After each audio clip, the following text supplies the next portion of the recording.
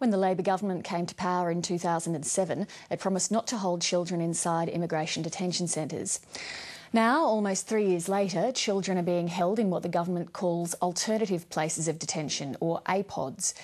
These APODs include motels and lodges outside the main detention centres. The latest government figures show there are 723 children living in immigration detention in Australia and on Christmas Island. Among them are a group of Sri Lankan children who've been held inside a motel in Darwin for the past 4 months. Lateline's John Stewart reports. These Sri Lankan children have been living inside a motel in Darwin for the past 4 months. The parents say they fled Sri Lanka last year to escape the war. Their children sing songs about the conflict.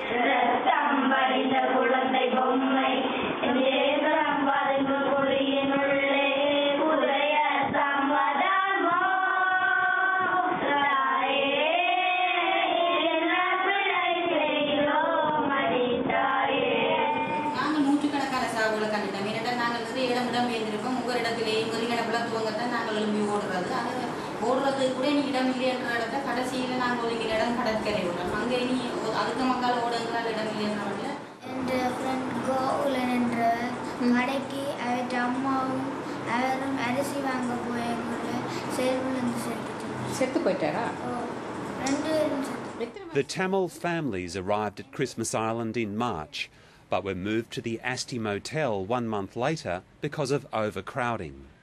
The kids are not just bored, they're also very concerned. They can understand there's something wrong.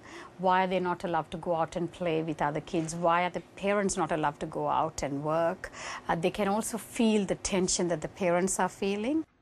2 weeks ago, asylum seeker activist Sarah Nathan visited the Asti Motel and filmed the children living in what she describes as cramped conditions with little room to play.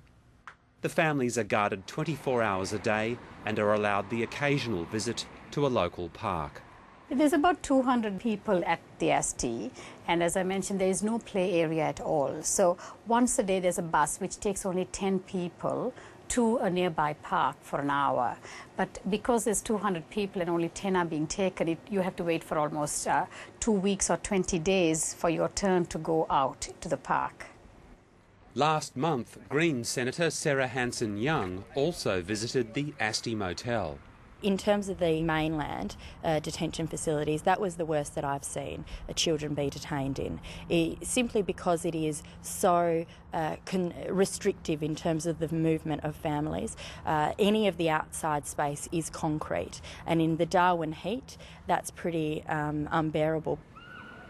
Sarah Nathan says that up until last weekend, some children inside the motel had not attended school since they arrived in Darwin 4 months ago. Ipo, you're going to school?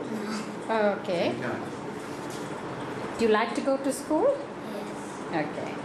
அப்ப நீங்க வந்து பெருசா வந்தா என்ன செய்ய போறீங்க? Pilot. Very good. நீங்க? Software engineer. Today, a spokesman for the Immigration Department said, "Excursions for children and parents living in the Asti Motel are organised on a regular basis. As of October 10th, all minors aged between 5 and 15 are now attending school." The department is also talking to the Northern Territory Government and TAFE about organising education for 16 and 17-year-olds held in Darwin facilities. Children are currently held in a range of facilities in Darwin, Brisbane, Sydney, Melbourne, Perth, Port Augusta and Leonora in the West Australian outback. Professor Louise Newman is the head of the Australian Government's Health Advisory Panel on Immigration Detention. She says the motels, lodges and other facilities currently being used to house children are not designed for young people.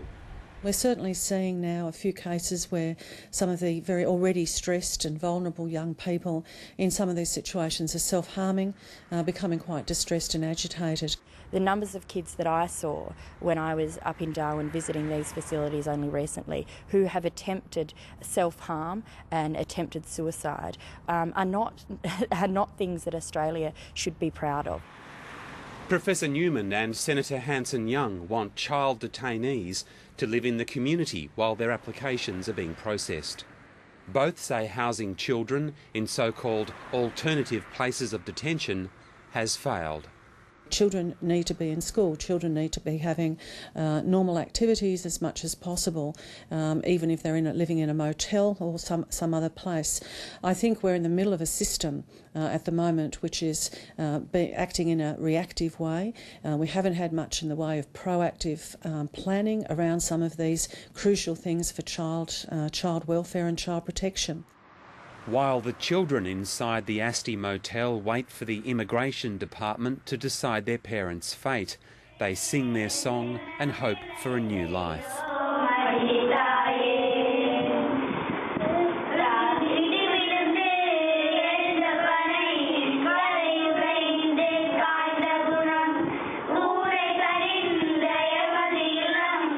In the meantime, the motel, which the government says is not a detention centre, remains under guard 24 hours a day. John Stewart, Lateline.